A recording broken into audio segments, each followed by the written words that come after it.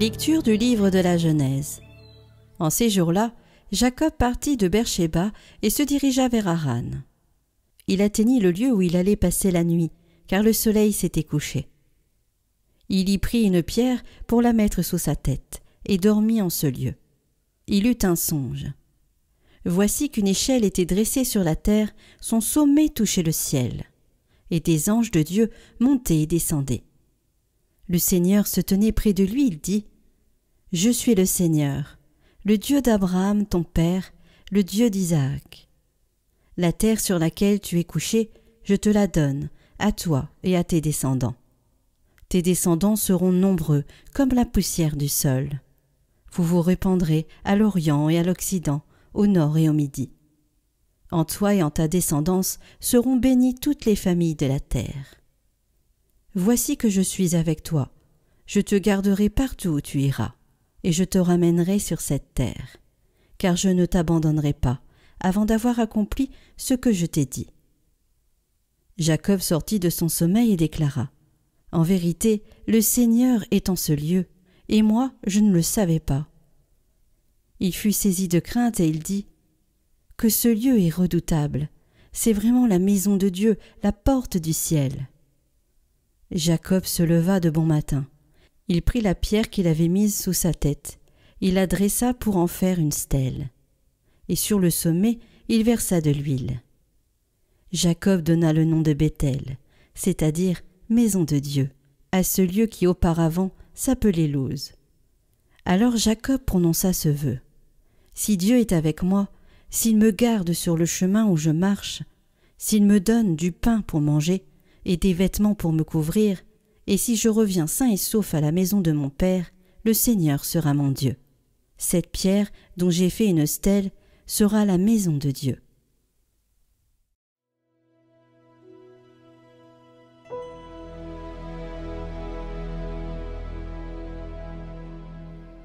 Mon Dieu dont je suis sûr. Quand je me tiens sous l'abri du Très-Haut et repose à l'ombre du Puissant, je dis au Seigneur, mon refuge, mon rempart, mon Dieu dont je suis sûr.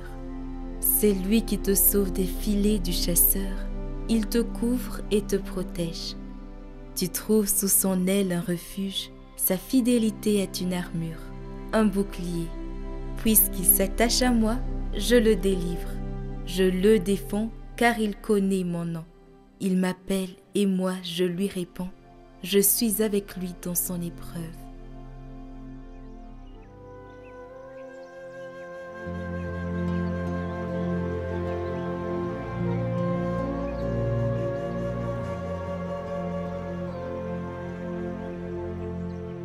Évangile de Jésus-Christ selon saint Matthieu. En ce temps-là, tandis que Jésus parlait aux disciples de Jean le Baptiste, voilà qu'un notable s'approcha. Il se prosternait devant lui en disant : « Ma fille est morte, à l'instant. Mais viens lui imposer la main, et elle vivra. » Jésus se leva et le suivit, ainsi que ses disciples. Et voici qu'une femme souffrant d'hémorragie depuis 12 ans s'approcha par derrière et toucha la frange de son vêtement.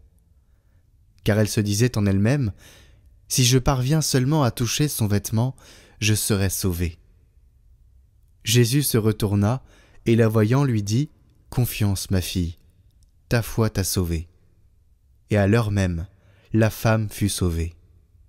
Jésus, arrivé à la maison du notable, vit les joueurs de flûte et la foule qui s'agitait bruyamment.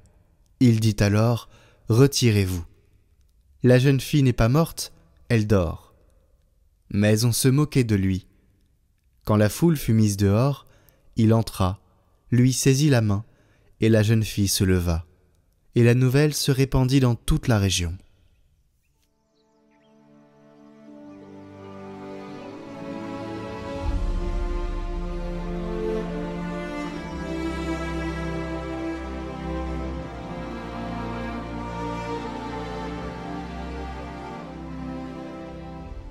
Il y a des lieux où Dieu semble plus proche. Ce n'est pas qu'il habite un espace particulier, car il est partout, mais certains lieux, parce qu'ils sont choisis, traversés, marqués par la prière, deviennent des seuils vers le ciel, Jacob en fait l'expérience à Béthel. C'est un exilé, un fugitif, mais dans son sommeil, il découvre que le lieu où il repose est habité par Dieu. Il se croyait seul. Il découvre une échelle entre terre et ciel. Voilà pourquoi les retraites, les pèlerinages, les lieux de silence sont féconds. Ils déplacent non pas Dieu, mais notre cœur. Ils brisent la routine, le vacarme, les sécurités pour nous rendre disponibles à l'inattendu divin. Le Seigneur était là, et je ne le savais pas. Et soudain, la pierre du sommeil devint pierre d'autel. Le lieu du passage devient maison de Dieu. L'Évangile nous montre deux personnes qui, elles aussi, cherchent Dieu. Une femme qui rampe dans la foule brisée par la maladie et un père qui ose supplier pour sa fille. Aucun d'eux ne sait vraiment comment Jésus va répondre. Mais tous deux croient, simplement. Ils croient. Et c'est cette foi-là, comme le souligne saint Jérôme, cette foi nue, sans grande définition, sans formule toute faite, qui touche Jésus. Ils ne discutent pas de dogme, ils espèrent dans le cœur. Et cela suffit à déclencher la puissance de Dieu, car rien n'est impossible à Dieu. Pas même la résurrection, pas même la guérison d'une vie détruite depuis 12 ans. À condition de croire et d'oser traverser la foule ou franchir les étapes du doute comme Jacob, qui ne devient croyant qu'après l'expérience d'un Dieu proche. Alors oui, les lieux saints sont des lieux de passage, comme l'échelle de Jacob ou le vêtement de Jésus. Ils sont des seuils. Mais le plus grand miracle, ce n'est pas la guérison physique, c'est la naissance de la foi dans un cœur, la guérison intérieure. Et cette foi ne se construit pas dans la seule doctrine ou dans les grands discours, mais dans l'audace de chercher Dieu, même en tremblant. C'est pourquoi chaque retraite, chaque démarche vers Dieu, chaque pèlerinage,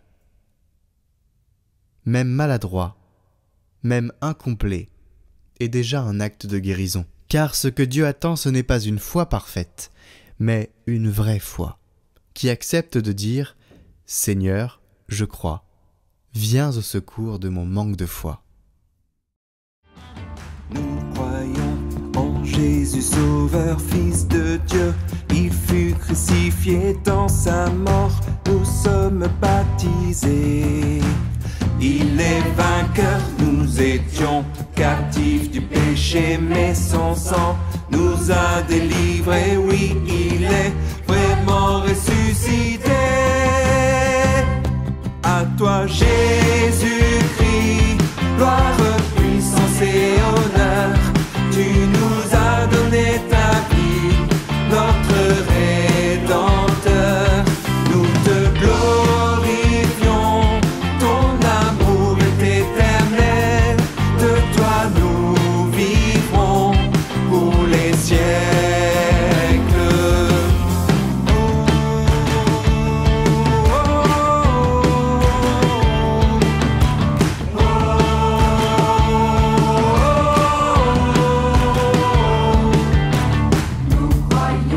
En Jésus Sauveur, élevé jusqu'au firmament, roi des rois, il est le Tout-Puissant. Il est Seigneur l'univers, tout lui est soumis, les enfers, les dominations, tout genou fléchira devant lui. À toi Jésus-Christ, gloire, puissance et honneur. Tu nous as donné ta vie, notre Rédempteur. Nous te glorifions, ton amour est éternel. De toi nous vivrons pour